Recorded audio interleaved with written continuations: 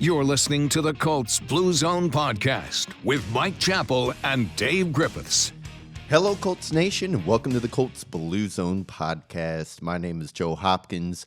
I'm joined today by Mike Chappell, and today we're going to discuss the Colts and their disappointing loss to the Tennessee Titans on Sunday. We're going to recap the game. We'll discuss takeaways from this game and really through the first 4 weeks of the season overall. We'll also check in on the AFC South as, believe it or not, the division is still within the Colts' grasp here. But before we get started, Mike, how's the day treating you? It's sunny and cool, so it's a great day. There you go. It's just short and sweet and to the point from Mike. All right. So at Lucas Oil Stadium on Sunday, the 1-1-1 Colts host the 1-2 Titans in a Week 4 AFC South battle. The Titans coming into the game had beat the Colts 3 consecutive times. Shaquille Leonard made his return for this one after missing the first 3 weeks, recovering from back surgery. And a little bit of surprise that we saw on the first drive of the game, second-year lineman Will Fries got to start at right guard over Danny Pinter, who had struggled to begin the year. So Colts start out with the ball, and they somehow manage a 10-play drive that gained a net of just 8 yards. And this is how they did it. Taylor had a nice 10-yard run. Matt Ryan found Colin Granson for 14 yards on 3rd and 12. Granson really had a nice game in this one. But after a 1st and 10 at the Titans' 45-yard line, Ryan threw 2 incompletions. A false start on 3rd down backs him up even more. And then on 3rd and 15, Danico Autry gets right past Quentin Nelson, sacks Ryan. Ryan, of course, fumbles the ball, recovered by the Titans at the 32-yard line. Ryan really making the Colts regret not re-signing him, former member of the Indianapolis defense there, now getting to the current member of the Colts offense. Colts trying to hold Tennessee to a field goal after the turnover. We have a 3rd and 6. Ryan Tannehill eludes the pressure and scrambles for first down. Next, Derrick Henry scoots for 12 yards. And on the play after that, Tannehill finds a wide-open Robert Woods for a 7-yard touchdown in the back of the end zone. Just like that, 7-0 Titans. Indy's offense continues their slow start. Taylor's first down run gains just 2 yards. Matt Ryan almost picked off on 2nd down, trying to just dump the ball off to Taylor, and then can't connect with Mike Strachan on 3rd and 8. Colts go 3 and out on their second possession of the game. Titans get the ball at their 25, and they just made it look easy on this drive. After Tannehill found Austin Hooper, I should say, for 4 yards on 3rd and 3. Henry gains 22 yards on the screen. Then Tannehill completes a 23-yard pass to his tight end. Henry finishes things off with a 19-yard touchdown run, bounced it outside on the cornerback Brandon Faison and had him grasping for air. Titans up 2 touchdowns. It's still just the first quarter, 14-0. And Mike, this game is feeling a lot like the start of the Jacksonville game a couple weeks ago.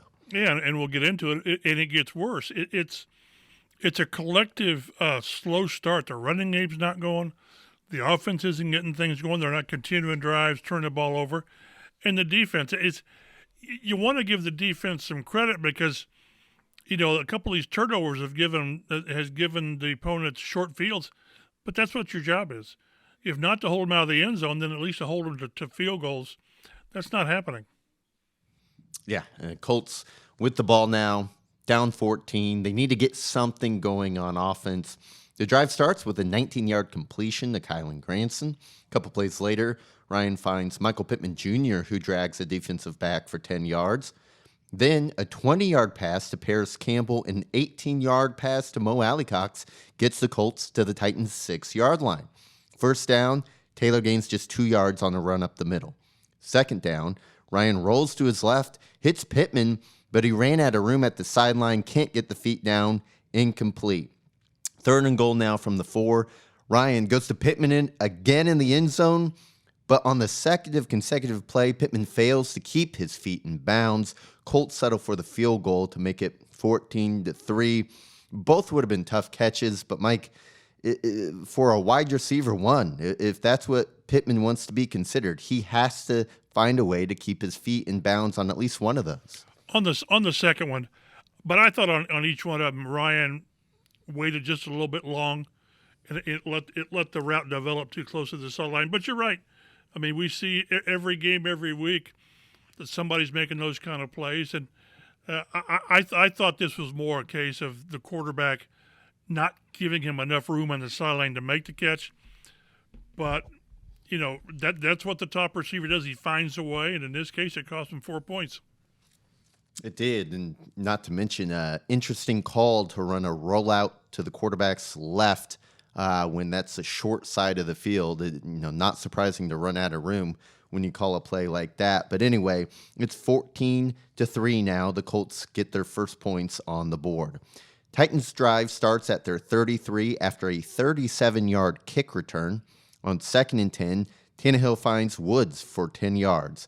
A roughing the passer penalty on Zaire Franklin adds another 15 on top of that. The referee said he hit Tannehill high towards the head or neck area, gets the flag for that one. And just like that, Tennessee's in Indianapolis territory. The Titans would reach the Colts' 26-yard line, but on 3rd and 7, Tannehill's pass for the rookie Treylon Burks sails over his head, and the Titans would knock through a field goal to make it 17-3. Still 2 touchdowns is the deficit for the Colts. A little over 9 minutes left in the half, and the Colts trying to put together another scoring drive. But instead, on the very first play, Ryan's pass is batted at the line of scrimmage, intercepted by the defensive tackle Teair Tart. Just a great individual play by Tart, who I believe tipped it up in the air and then came down with it himself.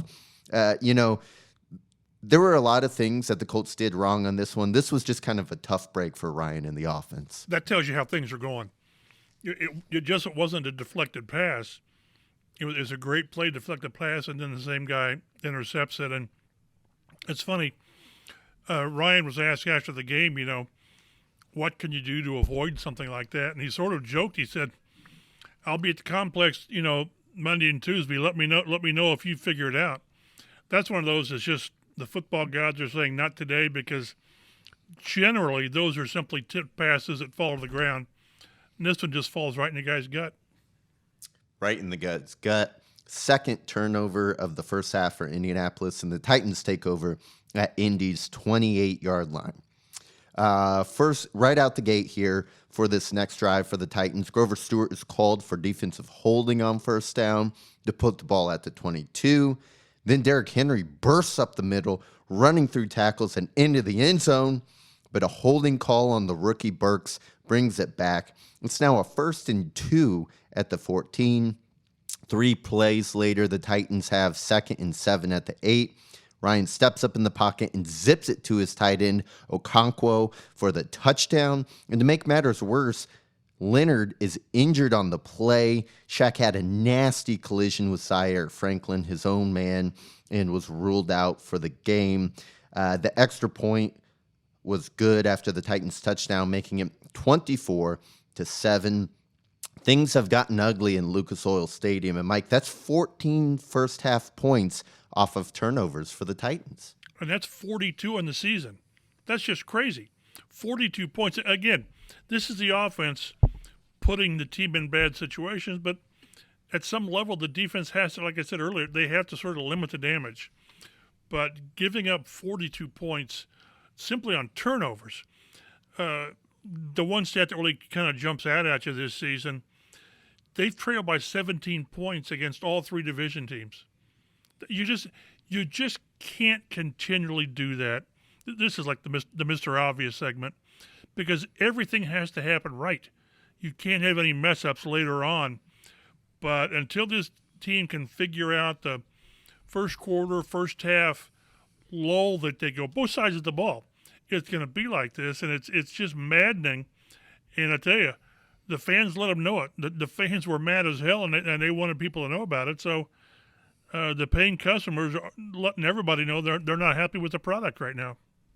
Yeah, really, at this point, just making the Kansas City win look more and more like a miracle. You said the Colts have 42 points off of turnovers. They've scored 57 the entire season. That which is just mind-boggling there. So the Colts now down 24-3. It's the second half, and just when you think they're dead, the offense comes alive behind Matt Ryan's right arm. 7-yard pass to Pittman, 18 yards to Paris Campbell on a 3rd and 2, 14 yards to Pittman again. 33 yards to the tight end Jelani Woods on the catch and run puts the Colts at the 5-yard line. On 1st and goal, a holding call on Matt Pryor backs the Colts up, and you're thinking, oh boy, here we go again, more issues in the red zone. But on 2nd down from the 14, Ryan hits Mo Alley Cox on a crosser. Cox breaks a tackle and falls into the end zone. The Colts make it a 2-score game, 24-10. About 2 minutes remaining in the half. The Titans start their drive at their 26-yard line, and Tennessee has all 3 timeouts. Tannehill and company methodically working their way down the field. Tennessee uses their last timeout after a 6-yard pass to Burks gives them a 3rd and 1 at Indy's 25-yard line, and there's 19 seconds left. All right. 3rd down now. Colts pressure Tannehill, who steps up through the pocket and is eventually sacked by Grover Stewart, stopping him short of the 1st down. Clock keeps ticking. Titans aren't able to get another play off, and the Colts go into the locker room down 14, but they have some momentum. That was a big stop on Tennessee, who kind of mismanaged their way out of a field goal attempt. The Colts finally got a touchdown on their last offensive drive, and they at least have something to feel good about going into the half. All right, Titans get the ball to start the second half. On 2nd down, Titans try play action, but Dio Odangbo is not fooled. He brings down Tannehill for a sack. It's a 12-yard loss, and the Titans are unable to recover. On 3rd down, the Colts force their first 3 and out of the ball game. Indy's offense now is looking to capitalize, and their drive starts at the 33-yard line. On 3rd and 3, Ryan throws a back shoulder fade to the rookie, Alec Pierce, who makes a great adjustment on the football and a nice catch in the Lucas Oil sunlight. A gain of 25, and the Colts are in Titans territory. Too many men on the field for Tennessee gives the Colts a 1st and 5. Then Jonathan Taylor breaks the line of scrimmage, breaks a tackle at the line of scrimmage, and wiggles his way for 11 yards, his longest run of the day. A couple plays later, Matt Ryan would connect with Kylan Granson for 9 yards on 2nd and 8, and the Colts now have a 1st and goal with 8 yards to go before pay dirt. Now Taylor is stuffed for a 1-yard gain on 1st down. 2nd down, Colts go play action, and Ryan finds Big Mo for his 2nd touchdown of the day, and the Colts pull within 7, 24-17 ball game. Colts lock down the run on defense and force a 2nd straight 3 and out to begin the half, and all the momentum is now on the Colts side after 3 consecutive defensive stops and 2 straight touchdown drives going back to the end of the 2nd quarter. Ryan with the ball, and he begins the drive with a 20-yard completion to Kylan Granson, who made a terrific diving catch at the sideline. Granson with really the best game of his career. 3 plays later, Colts face a 3rd and 4. Matt Ryan hits Ashton Dulin for his first catch and a 1st down. After struggles on 1st and 2nd down, Dulin comes up big again on 3rd down with a 10-yard catch, once again moving the chains. All right. We have a 3rd and 9 now. Colts at the Titans' 34-yard line. Let's see. Colts at the 34 after that 1st down. JT run on 1st down, loses 2 yards. 2nd down, Ryan is hit as he steps up in the pocket and, of course, fumbles the ball. Matt Pryor, thankfully, is able to dive on it. It's a loss of 13. 3rd and 25, Colts get some yardage back on a 10-yard completion to Mo Alley Cox. The ball is at Tennessee's 39-yard line at this point, and the Colts opt to punt rather than go for a extremely long field goal. and it's a terrible punt. Matt Hawk hacks it out of bounds at the 20, just a 19-yard punt, and the Titans take over. Fourth quarter now, the Colts defense is trying to stay hot. They stuff Henry for a 3-yard loss on first down. Second down, Tannehill completes a pass to Burks for 8 yards, but Burks is injured on the play. For some reason, stays in the game, hobbles back up to the line of scrimmage, and would limp throughout his route on third down. It's a 3rd and 5. Tannehill eludes a sack, tries to run for the first down, but he stopped short by Zaire Franklin. A third straight 3-and-out forced by the Colts defense. Mike, whatever adjustments Gus Bradley made at halftime worked in the second half. Yeah, we asked the players that, and they just insist there weren't serious adjustments. It was just what Zaire Franklin said was settling down and playing the way the Colts can play. And for the most part this year, the defense has played winning football. So they just kept making the stops on third down. They didn't let Henry, for the most part, go crazy second half after that strong first half. I think the second half what the Titans had was at 28 plays on 20, or 28 yards on 20 plays. So they just made plays, and this was without Shaq, and this was without DeForest Buckner being much of a force. You know, he had that elbow injury, so they kept the game winnable, and that's what you want. Trouble is the offense couldn't follow through. Yeah, offense had a tough time. Matt Ryan and Indianapolis looking to tie things up after the defense got their stop. First play of the drive, Ryan hits Ali Cox, who bullies his way for 34 yards. Really a career day for Big Mo. 6 catches, 84 yards, and a pair of touchdowns. A couple short passes to Pierce gets the Colts another first down. And at this point, Indianapolis has reached Tennessee's 33-yard line. On first down, Ryan scrambles for a 2-yard gain. Second down now, 7-yard pass to Campbell sets up third and less than 1. The Colts, what are they going to do? Well, you got an all-pro running back in the backfield. You give him the ball when you need less than 1 yard. They do so. He gets near the first down marker, but has the ball stripped out of his hands. The Titans recover. A disaster for Indianapolis, who is driving once again. Taylor's first fumble of the season and just the 4th lost fumble of his career. It's also the Colts' 3rd fumble of the game, 3rd turnover of the game. And oh yeah, just when you thought it couldn't be worse, Taylor appears to hurt his ankle on this play.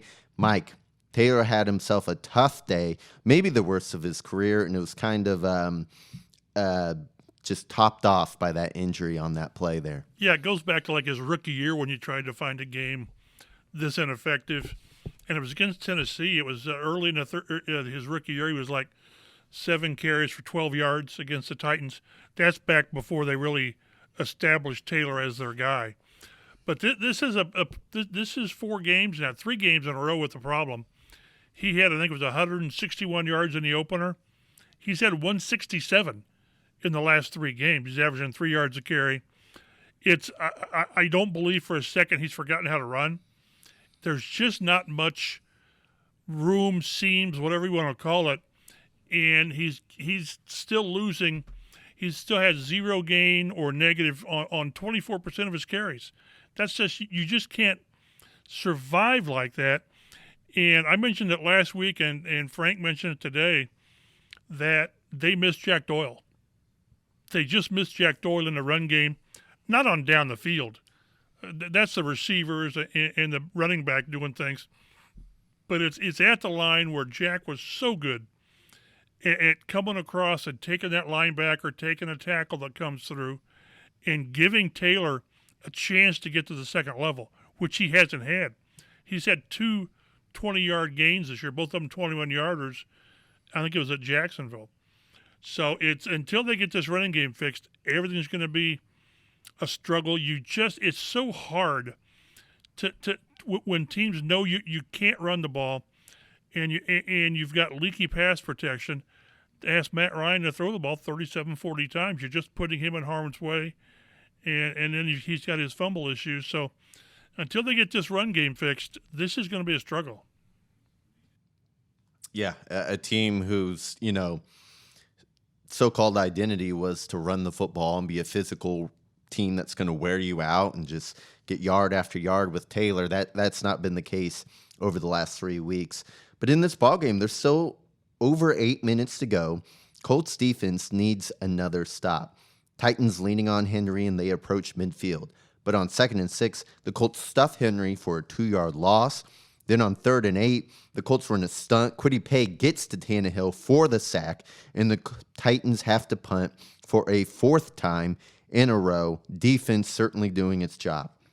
4 minutes and 46 seconds left to play in the game. Colts are down 7, and their drive starts at their 34-yard line. 2nd and 10, Matt Ryan nearly slips as he steps up in the pocket, stays upright, and goes deep for Alec Pierce, who comes back for the underthrown ball and makes the catch, a gain of 44 yards in the longest play of the rookie's career. Colts now have a 1st and 10 at the Titans' 22-yard line. Nyheim Hines in the game for the injured Taylor, and he's stuffed for no yardage on 1st down. 2nd down now, pass to Hines, loses 3 yards. Hines finished with just 1 carry and 2 catches on 2 targets for a total of 3 yards. A light day for the 12th highest paid running back in the NFL. 3rd and 13 now, Autry splits Quentin Nelson and Matt Pryor to get to Matt Ryan for a sack and an 8-yard loss. This sack now happened with about right at 2 minutes and 40 seconds left in the game. The Colts allow the clock to run, and Indy decides to try a 51-yard field goal with Chase McLaughlin. They don't snap the ball until 2 minutes and 4 seconds left on the clock. McLaughlin's field goal has no chance, wide left, and the Titans take over with 1:58 left, but the Colts still have 3 timeouts. But I want to go back to that clock management, Mike. Why on earth are the Colts allowing 40 seconds to run off the clock and just basically throwing away the clock stoppage that would have come with the 2-minute warning when even if you make this field goal, you're still losing? The clock is still not on your side. You need another stop, and you're running out of time. What on earth are the coaches doing in this situation? It's a good question. Valid point. I don't know. It's a good question about when do you save your timeouts, and you've got the 2-minute warning. As it turned out, it didn't matter because the defense couldn't make the stop. But it's a good point. You want to give yourself as much time if you make the field goal, and you could argue you should have gone for the long yardage on the conversion on 4th down because you still need a touchdown. And maybe that's as close as you get. But again, when things aren't going well, everything you do is wrong and open to criticism, and that's certainly one of them. It's a good point. Yeah, I just, even if you don't want to call a timeout with 2:40 left to stop that clock and save those 40 seconds, at least get up there and try a field goal with enough time to remaining so that the play is dead on the north of the 2-minute warning, so that even when the Titans get the ball back, that 2-minute warning gives you a 4th clock stoppage with your 3 timeouts. Doesn't matter. A 1st down for Tennessee ices the game. 2 runs for Henry sets up 3rd and 4. Tannehill play fakes to Henry, finds his tight end wide open for a 1st down, and that'll do it. Final score, 24-17. Colts have now lost 4 in a row to the division rival Tennessee Titans. Indianapolis was outscored Tennessee in the second half and held them to 0 points, but just the hole they dug for themselves in the first half really killed them. The Colts outgained Tennessee in yardage 365 to 243. They won time of possession about 34 minutes to 26 minutes, but turnovers are going to kill you. The Colts gave the ball away 3 times. The Titans had 0 turnovers, and that was the difference in the ball game. Before we discuss takeaways, let's look at injuries here. Jonathan Taylor, kind of the biggest of them all. He is dealing with that ankle injury. Mike, what's the latest on that? Yeah, we don't know. He wasn't in the locker room. We're supposed to talk to JT tomorrow. It sounds like he might be all right to go on Thursday. Again, keep in mind, it's a quick turnaround. It's not like you've got 2 extra days or 3 extra days for Sunday. And I asked Frank that, if JT is out certainly or limited, might they bring up Philip Lindsay? And that's a possibility. And you think Philip Lindsay wouldn't mind going back to Denver and having a good game in front of his former team, but we'll see. I don't know that we're going to get a a definitive answer on Taylor until Thursday, till game day. They'll have a light walkthrough tomorrow, which I'm sure he won't participate in. But this is, again, you're trying to get out of this funk without some of your better players. And as we talked about, Leonard and Tyquan Lewis have already been ruled out with concussions. That was, you go into concussion protocol, and there's, I think it's 4 or 5 steps you have to pass. And a short week makes it really, really hard to do. And Frank Reich said that wasn't the issue. They ruled these guys out immediately because of the short turnaround week. Yeah, the Colts, certainly not the Dolphins in terms of handling head injuries. But yeah, Colts at least on Thursday are going to be without Leonard, Lewis, possibly Taylor, and probably the safety, Julian Blackmon, as well. And speaking of safety for a second, Nick Cross played 0 snaps on Sunday. Played just, I believe, 1 snap against the Jaguars. Rookie safety, who everyone was excited about going into the season, seems to be in the doghouse. It's Rodney McLeod and the 7th-round rookie, Thomas, who played 100% of the snaps on Sunday. Mike, have you heard anything about that? Is this Nick Cross just not understanding coverages well enough, or what's the deal? This guy was someone who, flashed in the preseason and throughout camp, and all of a sudden he's nowhere to be found. Part of that with Rodney Thomas, it's position. He's the free safety backup, so he's more, attuned to free safety responsibilities, and Nick Cross is the strong safety.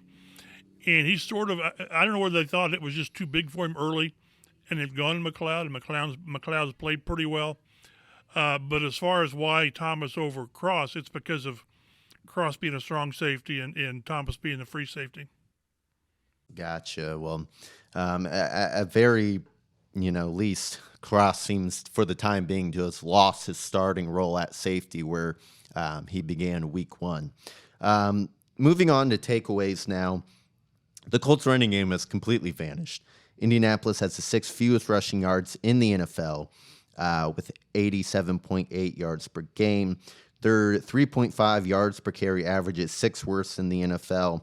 And Mike, like you mentioned, after 161 yards in week 1 for Taylor, he's had just 167 in the 3 games since, and has averaged 2.7 yards per carry over the last 2 weeks. There are other teams in the NFL who are bad. The Lions are bad, but they have things going for them. They can play exciting, winning football. What drives Colts fans mad this season is just the expectations that were there and the level of play where players are capable of being better. Jonathan Taylor, all-pro running back, the highest paid offensive line in the NFL with 3 guys between Nelson, Kelly, and right tackle Braden Smith, who are making some of the highest salaries at their position in the league, and they can't find a way to run the football effectively. Have you found any reason for this, or is it just as inexplicable to you as it is to the rest of us? Well, the simple answer is that they're not run blocking well. I thought the offensive line last year was up and down, inconsistent. Pass protection was very spotty, but boy, they run blocked. They really did. As erratic and inefficient as Eric Fisher was in pass protection, pretty good run blocker. And then you take out Mark Glowinski and Chris Reed and Jack Doyle. Let's just mention Jack Doyle. They're not up to standards. And I thought there were times yesterday where Taylor looked a little bit indecisive, kind of like what he did early in his rookie year, where he just wasn't quite sure which cut, which seam he should go after. And in some cases, there is no seam. Again, it's just hard to see him continually get hit behind the line of scrimmage. Most backs, if you just give them something, they're going to get you 3 or 4 or 5 yards. And too many times, he's just getting hit early. And I'm not saying he's getting gun shy at all. But I thought there were a couple times he just looked indecisive. And maybe we talk about the quarterback maybe starting to feel pressure when maybe it's not there. Maybe the running back's not trusting his run blocking. And whether again, and it's been collective. It's not been, one or two guys. What's really noticeable is they're not getting push up the middle with whether it's Penner or Fries and then Kelly and Quentin Nelson. It's just not there. Remember that was it the 4th and 1 that he got stuffed on when he tried to dive over the top a game? Or was it Kansas City maybe? And the 3rd and 1 here, it's just a 3rd and less than 1. He's just getting hit before he hits the line, and very few backs are good enough to overcome being hit in the backfield. Yeah, that's a good point, Mike. I liked your comparison to a quarterback who gets sacked over and over again, and all of a sudden feels a little trigger happy out there, feels like he has to get rid of the ball faster than he should on some specific plays. I'm sure it can be similar for a running back who, time and time again, you're getting hit at or behind the line of scrimmage, and then even when a play does, is decently blocked up, you have those questions in your head and you're not hitting and following your blockers with the full confidence because they've let you down so many times before. So I could definitely see that starting to become a factor in Jonathan Taylor's vision. Let's move on here and talk about the quarterback because Matt Ryan is a fumbling machine. He fumbled 2 more times on Sunday, giving him a league-high 9 fumbles through 3 games. He's on pace for 38 fumbles this season. That would crush the single-season record of 23 fumbles. That was set by Kerry Collins in 2001 and then tied by Dante Culpepper in 2002. Matt Ryan also threw his 5th interception of the year and was sacked 3 more times on Sunday. But at the same time, he led a valiant second-half comeback effort. He finished with 356 passing yards, 2 touchdowns on 27 of 37 passing, and had a 109.8 passer rating. On the year, Ryan's completed 66% of his passes for over 1,100 yards, 7.3 yards per attempt, 5 touchdowns, 8 turnovers when you combine interceptions and lost fumbles. He has a 85 passer rating, and he's been sacked a whopping 15 times. And not only is he getting sacked, we saw Ryan Tannehill get sacked a couple times, and it was maybe for a 1 or 2 yard loss. When Matt Ryan gets sacked, it is for a sizable loss. He has lost 117 yards on those 15 sacks. Mike, at this point in the season, it's so frustrating, I guess is the word I keep coming back to with Ryan, because you'll see him look great for stretches. I mean, during the Colts comeback, those 2 touchdown drives, they looked fantastic out there.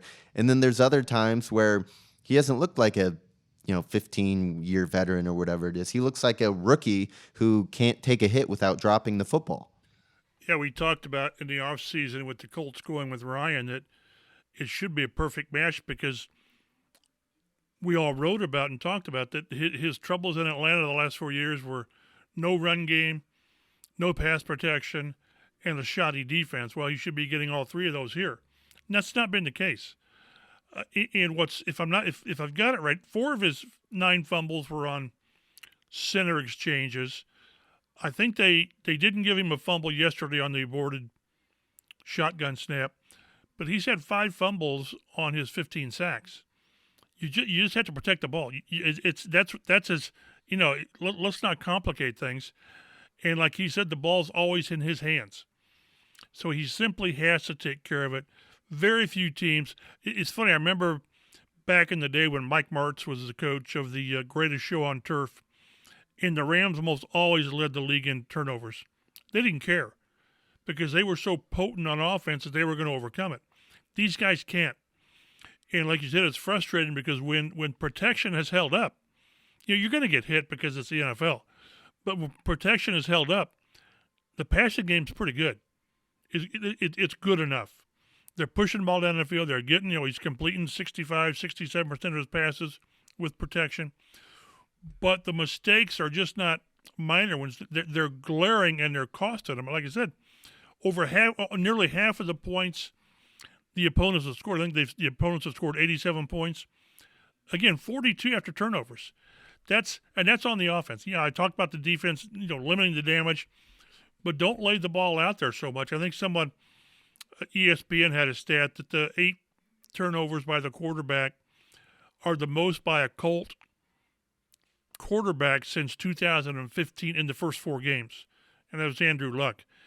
It's too oppressive on the offense to have your quarterback being so careless with the football. Yeah, the Colts' 9 turnovers as a team are the second most in NFL. The 15 sacks are the 4th most in the NFL. No, by the way, they're averaging the fewest points per game with just over 14. Pretty rough start for the offense this season.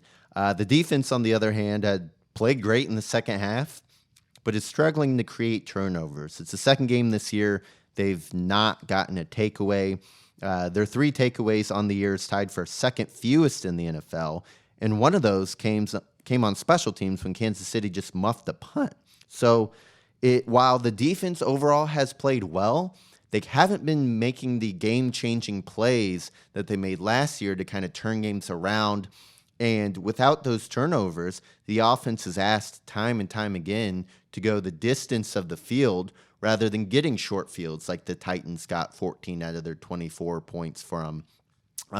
So while the defense is playing pretty well and pretty solid, we're not seeing those big game-changing plays, and I'm sure Darius or Shaquille Leonard's absence has a lot to do with that. We talked about that in the offseason as well, that the defense was statistically pretty strong last year, but in large part because of the 33 takeaways.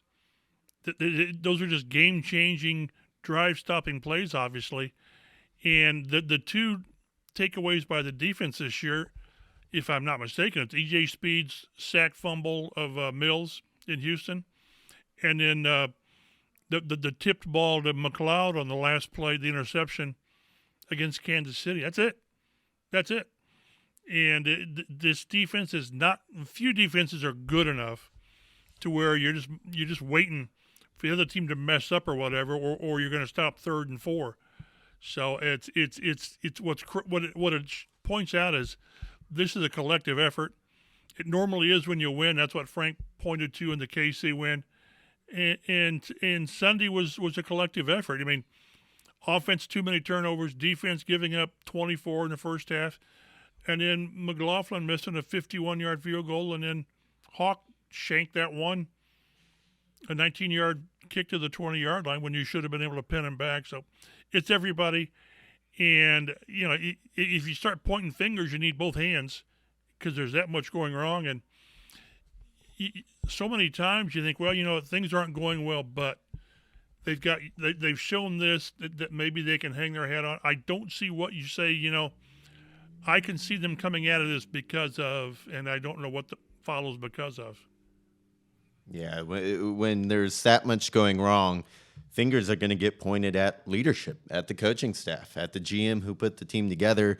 I'm not sure if you heard them out there, Mike, but I saw reports that there were chants at Lucas Oil Stadium, fire Ballard, fired Reich. How long do you think their leash is? I mean, I certainly don't think they'll be fired, anytime within the next month or so. But if the team doesn't turn these things around this season and continues to look how they've looked for the rest of the year, I mean, you have to imagine it's going to be difficult for Jim Irsay to keep the same players at coaching spots and front office spots going into next year. Yeah, it would have to, boy, I hate to say this to the Colts fan base, it would have to get much worse for Irsay to do something during the season. And if it's something during the season, it's not the GM, it'll be the coach. And he will have to have totally lost, in Irsay's mind, totally lost the team to where they just aren't playing. They're just there's no direction, there's nothing. I don't see that, although having said that, Frank's offense is the one that's really not doing what it needs to do with the bad. They've got 1 touchdown in the first quarter this year, and it was after the muff punt at the 4-yard line. So, but I just don't see that happening during the season. Now, a position coach or two, that would be one where the owner's saying, "See, we hear you, and we're making changes." Now, unless there's a big turnaround again, at the end of the season, there's going to be some serious dialogue on if this team is headed in the right direction with this leadership. Certainly is. And while they've played so bad to start the year, you look at the games they've played in, that, a tie, week 1, come back from down 17 to tie. Obviously, week 2, you can just throw in the garbage, a 24-0 loss. Somehow they beat the Kansas City Chiefs, who are, one of the top teams to be Super Bowl favorites this year. And then they lose by just 1 touchdown to Tennessee. So it's not like they're getting completely blown out every week. It's just watching this team beat themselves. But again, they've been down at least 17 in each of the 3 division games, and that just speaks volumes. What, they're 0-2-1 in the division, and we've got the AFC South roundup coming up. They're 0-2-1 in the division, and this team has never made the playoffs with a losing record in the division. One time they made the playoffs going 3-3 in the division, and that was in 2006, which ended up pretty well. But it starts in the division. The thing about, we were sort of joking, but it's not a joke, it's the truth. They're going to be in this. Everybody's going to be in this except maybe Houston, because the AFC South is so mediocre to bad that you really have to play poorly for an extended time to take yourself out. Or the tie throws me off. Are they half a game out of first? How does that compute? I think it'd be one and a half game. Okay, but they're right there. It's not like that they're, about to be eliminated. But doggone, I was going to say at some point. No, now, quit scoreboard watching. I wrote about that in my story for the game. You can hear people say, well, at least Jacksonville lost and at least Houston lost. And then somebody, and Carson Wentz is struggling. Quit. Your team has to start playing well so that all of that matters.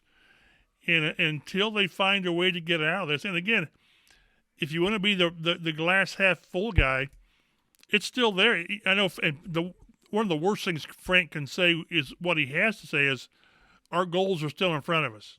Well, that's because you're in the AFC South. And, Denver's not playing very well. They've got issues, and they lost their running back. And then you've got Jacksonville and Tennessee again. So, yes, it's right there, but only if you clean up all of this. Yeah, go ahead and let's dig into the AFC South. Jacksonville still atop the division at 2-2, despite a 29-21 loss to the undefeated Eagles in the rain. Philadelphia held the Jags to just 219 total yards. Trevor Lawrence struggled in this one. He was 11 of 23 for 174 yards, 2 touchdowns, 1 interception, and he was sacked 4 times. He fumbled on each one of those sacks and lost all 4 of them. Lost all 4 of them. So 5 turnovers for Lawrence for the day. Matt Ryan's not the only one who had struggles hanging on to the football. Titans now, second place in the division after 2 straight wins, puts them at 2-2. Colts are in third place at 1-2-1.